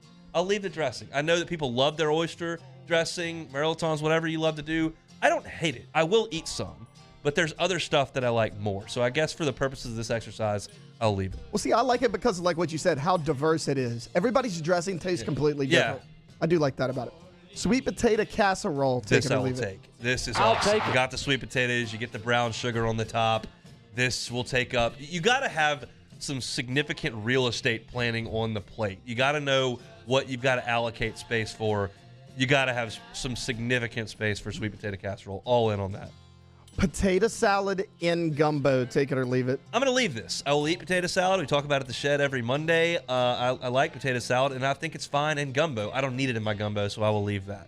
Yeah, I agree, because when you put it in there, it kind of gets slimy because the gumbo's too hot. I don't need it. It's not awful. I just don't need it. Broccoli and cheese rice, take it or leave it. I will take this. This is good. I'll take we it. have this every year, not necessarily a staple in every home. We will be having some broccoli cheese rice, and I enjoy that very much, so that we will take. Okay, we'll jump forward a little bit. Leftover sandwiches, take it or leave it. You got to take that, 100%. I'll take it. The fried turkey sandwich at about 8:30 p.m. at halftime of the Egg Bowl with a little bit of mayonnaise, that's going to go quite nicely. Last but not least, the midnight yell practice, take it or leave it. We're going to leave it. We're going to leave that right where it is. I'm gonna leave the midnight yell for the Aggies, but very much looking forward to Thanksgiving. You know what one of my favorite Thanksgiving traditions is that I will execute before I get on the road to come down here for a show? On Friday morning, I house some pie for breakfast because that's the only day of the year that I can eat pie for breakfast. But we have like 8 different kinds of pies. There will be some chocolate left over. It'll be ice cold from sitting in the fridge all night. Pie for breakfast before I hit the road at 7 o'clock to come do here. That's what we like about Thanksgiving as well. I love Thanksgiving. Very excited to get up to Shreveport. Have a wonderful day with a lot of family, but we'll be back in action, like I mentioned, on Friday. Very much looking forward to that, getting you ready for LSU and Texas A&M. If you missed any of today's show, catch it on demand, 104.5 ESPN Baton Rouge, on demand, Apple Podcasts, Spotify, YouTube. If you're traveling this weekend, looking for some time killers, you can find us on demand at all those different places. We broke down A&M to start the show. Luke Johnson on the Saints at 1:15. My college football playoff thoughts in hour number 1. Finish things off with best win and worst loss in hour number 2. Jeff Tarpley from Gig'em 247 jumped aboard. I gave some thoughts on basketball tonight and our SEC Power Rankings, which everyone obviously loves.